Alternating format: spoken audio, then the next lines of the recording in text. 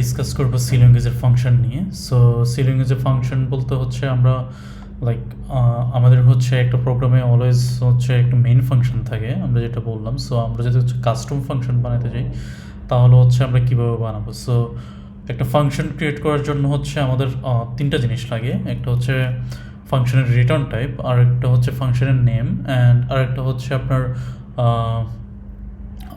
ফাংশনের parameter list. ঠিক আছে, সো লেটস সে আমার কাছে দুইটা নাম্বার আছে, নাম 1 যেটা লেটস 10, অ্যান্ড আরেকটা নাম্বার আছে নাম 2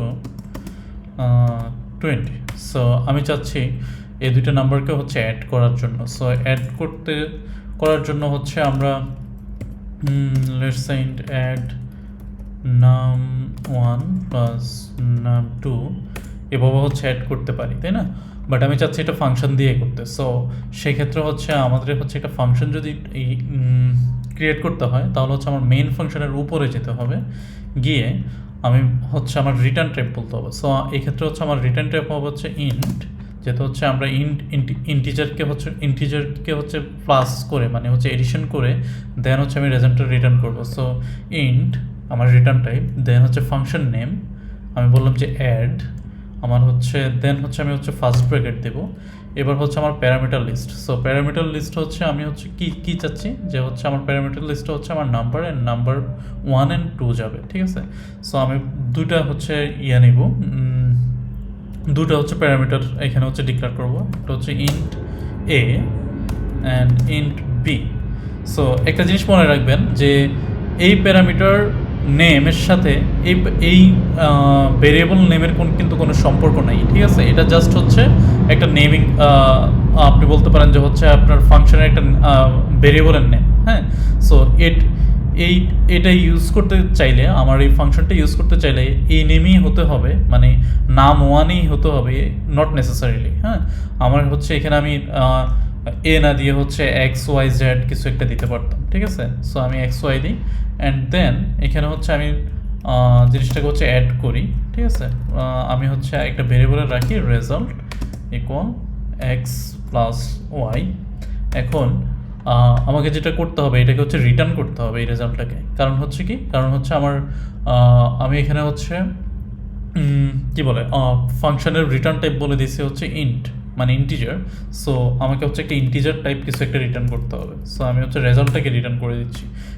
কারণ হচ্ছে রেজাল্টটা হচ্ছে নিজে হচ্ছে একটা ইন্টিজার। ঠিক আছে, সো এখন আমি কিন্তু হচ্ছে এই ফাংশনটাকে যদি ইউজ করতে চাই আমি জাস্ট হচ্ছে আমার ফাংশনের নেম ধরে কল করব, আর হচ্ছে আমার যে প্যারামিটারগুলো আছে সেগুলো হচ্ছে আমি পাস করব।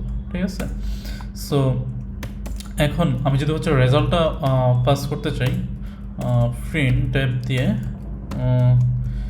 the sum is %d and then আমি বলতে পারি এখানে অ্যাড না বলে হচ্ছে এটাকে রেজাল্ট বলি, রেজাল্ট। ঠিক আছে, সো এখন যদি হচ্ছে আমি এটা প্রিন্ট করি আপনারা দেখবেন যে হচ্ছে আমার 20 প্লাস 10 30 হবে রেজাল্টটা। ঠিক আছে, এই যে আমি 30 পাচ্ছি। এখন আমাদের হচ্ছে আমি তো হচ্ছে জাস্ট একটা দেখালাম যে হচ্ছে ইন্ট।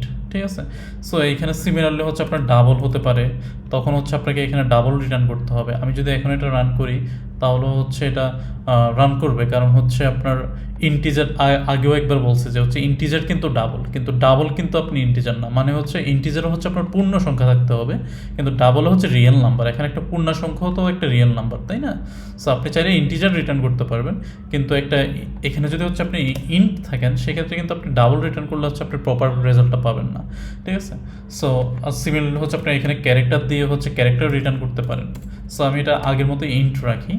আর আরেকটা জিনিস হচ্ছে ফাংশন টাইপ যেটা হচ্ছে বলে হচ্ছে ভয়েড। ঠিক আছে, সো ভয়েড মানে হচ্ছে কোনো কিছু রিটার্ন করবো না, জাস্ট আমি ফাংশনটা কল করবো, ফাংশন কিছু কাজ করবে কিন্তু কোনো কিছু রিটার্ন করবে না। সো আমরা এরকম একটা ফাংশন বানাই যে ভয়েড প্রিন্ট রেজাল্ট। ঠিক আছে, এখানে হচ্ছে আমি বললাম যে হচ্ছে আমি রেজাল্টটা নিতে চাই। সো আমি বললাম ইন্ট এক্স, অ্যান্ড দেন আমি হচ্ছে instead of printing the result here আমি হচ্ছে কি করলাম, এই জিনিসটা হচ্ছে এখানে নিয়ে আসলাম, এই প্রিন্ট রেজাল্টের ভিতরে নিয়ে আসলাম।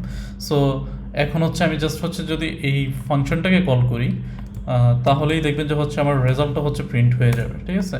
সো এখানে দেখেন এই প্রিন্ট রেজাল্ট কিন্তু হচ্ছে ভয়েড, যার কারণ হচ্ছে ওর কিন্তু কোনো রিটার্ন স্টেটমেন্ট নাই, ঠিক আছে।